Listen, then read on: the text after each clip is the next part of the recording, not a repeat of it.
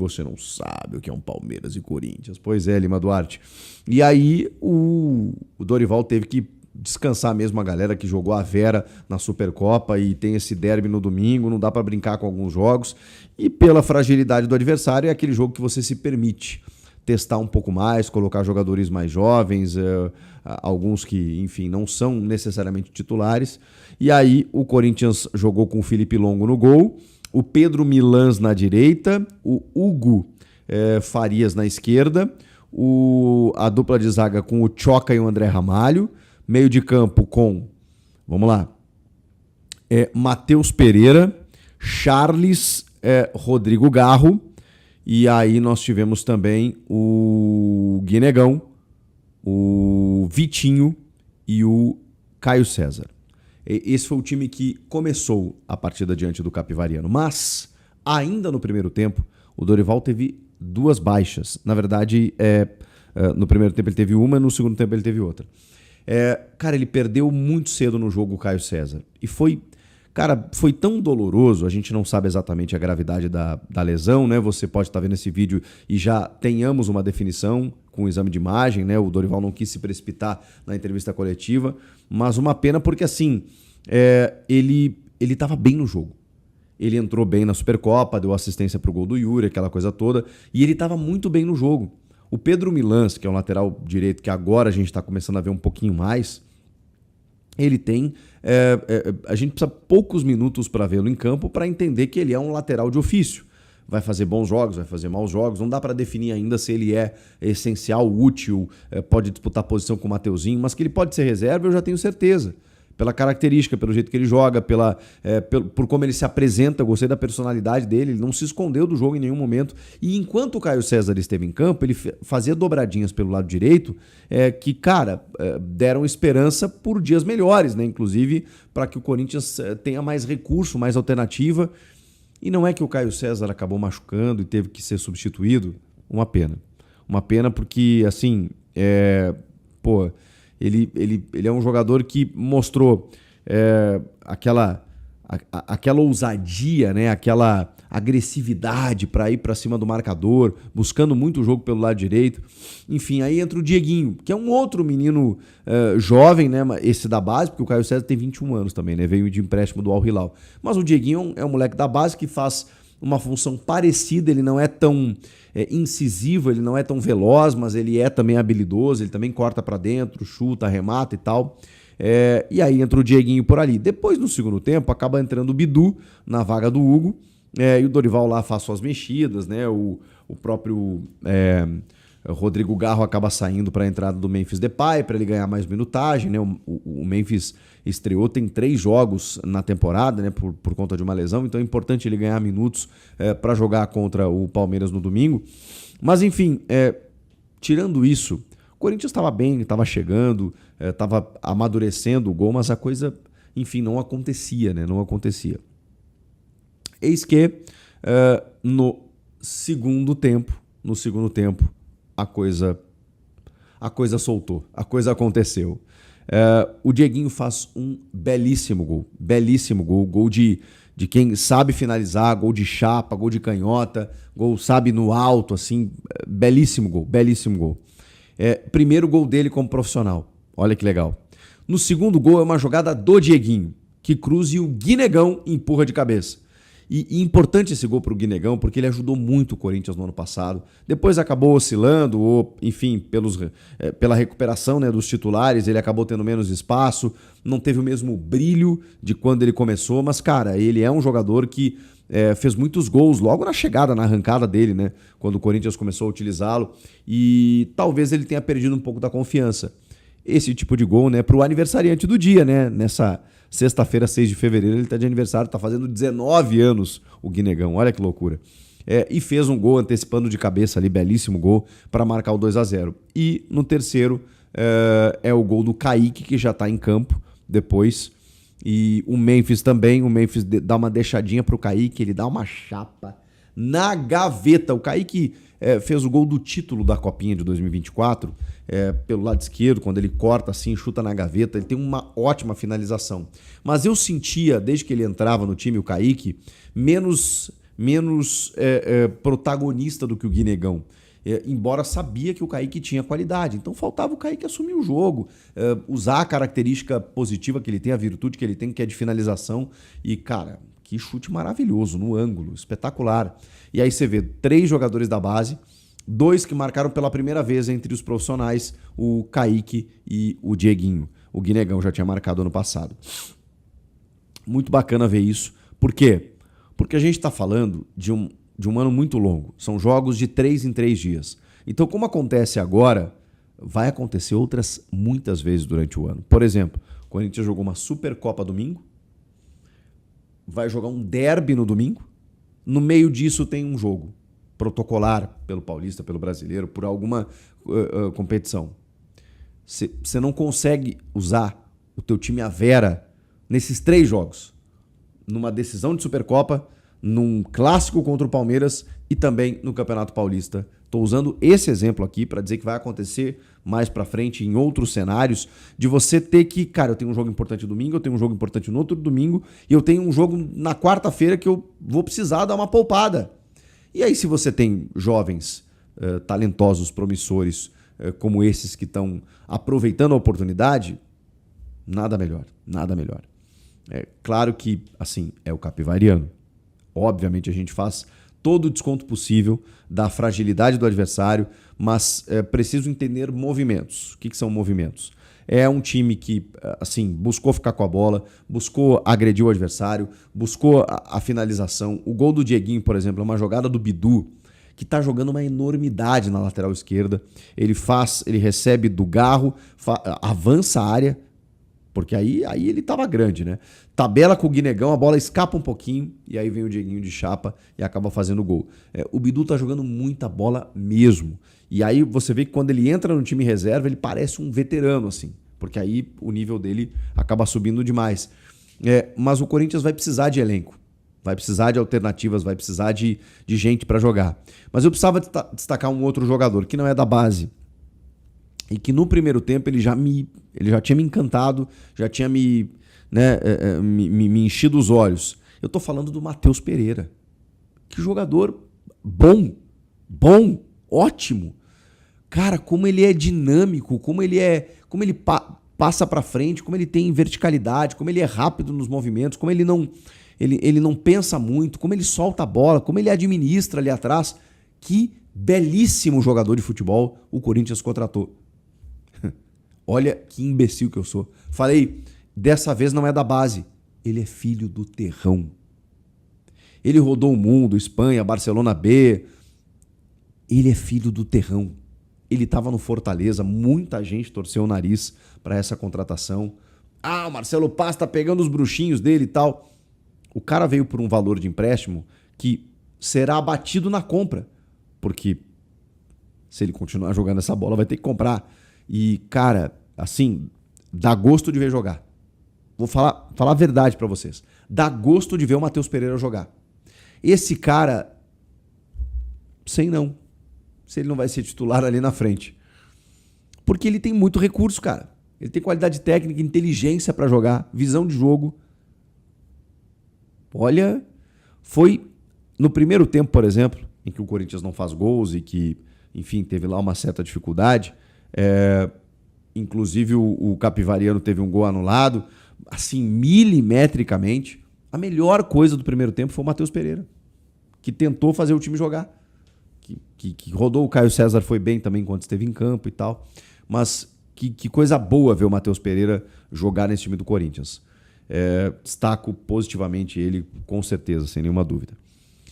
E com a vitória, o Corinthians, que chegou a ficar durante muito tempo, até então, na verdade, né, fora da zona de classificação, faltando 3 jogos para terminar a fase de grupos, agora entrou. 4º colocado. Olha, a importância dessa vitória tá um bolo ali, rapaziada. Tem muita gente embolada. O São Paulo e o Santos não estão na fase de classificação. Olha que treta esse Paulistão. E o Corinthians é 4º. Então, tem tudo aí, depende de si, para garantir a sua vaga na fase de mata-mata aí do Campeonato Paulista.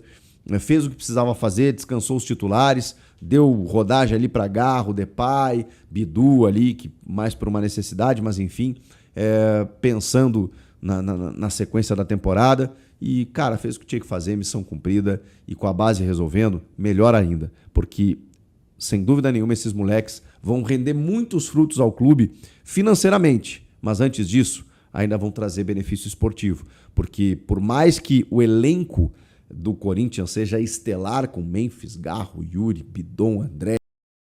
E não para por aí não, torcedor. Antes de tudo, peço que se inscreva para alcançarmos a meta de 100 seguidores.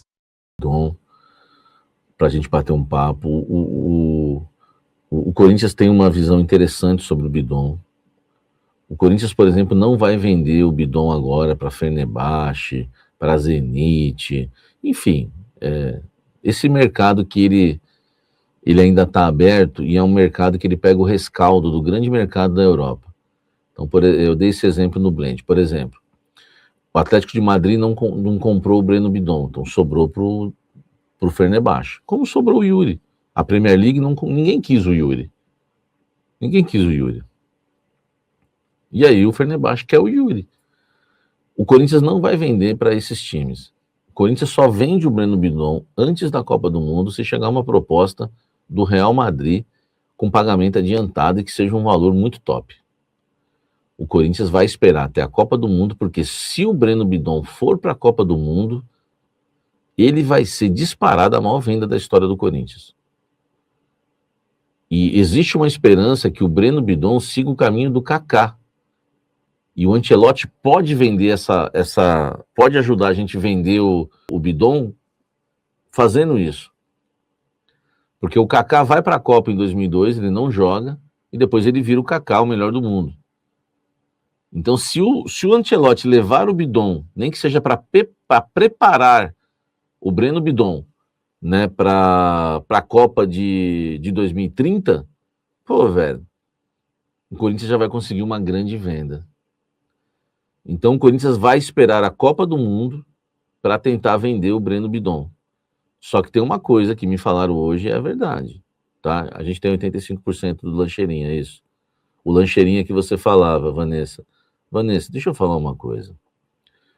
O Lancheirinha, eu usei o termo Lancheirinha, na maioria das vezes, para elogiar o Bidon. E deixa eu falar uma coisa para você. Com todo o respeito. O Breno Bidon, eu acho que eu fui o primeiro repórter aqui que cobre o Corinthians a dizer que ele era a principal revelação da base, ele e o Moscardo. Eu lembro que eu citei os dois. Eles não tinham nem subido ainda para o profissional, tá? Quando subiram, eu fiquei todo orgulhoso e fiquei bancando o Bidon. Chegou um período que o Bidon me decepcionou. Só que não decepcionou só a mim, mas também a você que está me assistindo e outras pessoas. Teve um período que o Breno Bidon não jogou bem, aliás, não jogou nada. Só que o Breno Bidon, cara, ele tem que agradecer para o resto da carreira dele, Dorival Júnior. O Dorival Júnior cruzou, verdade, você falou do André também. E do André eu falei antes de subir, lembra? Ó, eu lembro, Samir, vocês lembram dessa notícia que eu falei, ó, é Bidon e Moscardo, ó. Eu lembro, você até conversou com o pai dele, ele ficou feliz. O Bidon tem que agradecer Dorival Júnior. O Dorival mudou a carreira do Bidon. O Dorival, quando muda o Bidon de posição, ele muda a história do Bidon. Agora, todas as vezes que eu critiquei o Bidon, e anotem e me cobrem, se o Bidon voltar a ser volante, eu vou voltar a criticar de novo. A não ser que ele venha evoluir muito na marcação. Mas não é eu que mudei de opinião. Eles que mudam de futebol. Uma hora ele é bom, outra hora ele é ruim, uma hora ele é bom. Se você quer... E tem uma coisa, eu estou falando isso com todo respeito com a Vanessa, por exemplo, eu conversei com fontes no Corinthians hoje, que eles falaram o seguinte para mim, Samir, o Breno Bidon pode ser vendido no meio do ano por 40 milhões de euros, mas pode ser vendido por 15.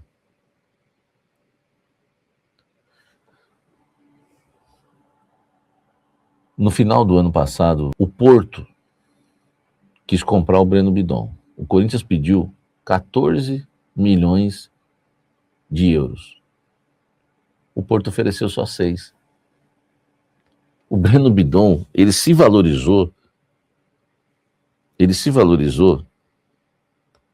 depois da final contra o Vasco e depois que o Dorival colocou ele de meia. Entendeu?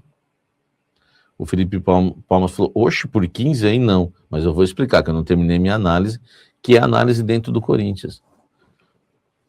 Preste atenção numa coisa, isso me falaram hoje. Todos os jogadores que foram vendidos muito, mas muito bem vendidos, eles estavam numa grande fase um mês antes de abrir a janela. A principal janela do meio do ano. Para o Corinthians ter a maior venda, muita coisa tem que casar.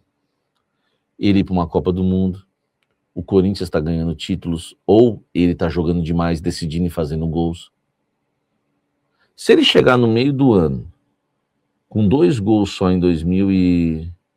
Se ele chegar no meio do ano com 2 gols só em 2026, o Corinthians numa fase ruim, ele não vai para a Copa. Ele vai valer... Hoje ele pode valer 30. Como no ano passado, ofereceram 6 por ele. Ofereceram 6, hoje ele vale 30, e pode ser que no meio do ano ele venha valer 15 se ele não estiver bem. Cara, isso é uma avaliação feita pelo Corinthians e pelo staff dele. Eu estou jogando algo para vocês pensarem e para vocês analisarem o que é o mercado e não pensar só como torcedor agora. Pensar como pensam lá dentro. Eu estou passando a visão para vocês. Hoje, o Breno Bidon, ele pode valer até 30, mas não sei quanto que ele vai valer no meio do ano. Ele pode valer 40, 50, ele pode valer 15. Porque existe um perigo chamado futebol brasileiro. No futebol brasileiro, meu amigo, o cara que é craque hoje é bagre amanhã. E o cara que é bagre ontem é craque hoje. Vai depender muito de que bidon nós teremos no meio do ano. Anote toda essa análise minha que eu estou fazendo. E eu não estou dizendo que ele vai valer 15. Eu estou dizendo que ele pode valer 15 ou valer 40. Isso é análise feita pelo Corinthians, pelo staff dele, por todo mundo. A gente tem que entender que é assim. Entendeu? É assim, velho. O futebol brasileiro, ele destrói também. Entendeu? Ele destrói. Agora, se chegar uma proposta de 25 e 30 hoje do Fenerbahçe, o Corinthians não vende. Porque o Corinthians quer esperar a Copa. O Corinthians vai pagar para ver. O Corinthians só não vai pagar para ver se chegar uma de 40 do Real Madrid. Ó, vamos pagar agora já, antes que... Entendeu? Então, velho, ó, visão do futuro, uma aula, é exatamente isso. Sabe por que uma aula? Porque eu recebi essa aula de pessoas do mercado. Isso que eu estou passando para vocês é a experiência que eu tenho de falar com as pessoas do mercado que estão envolvidas no processo Bidon.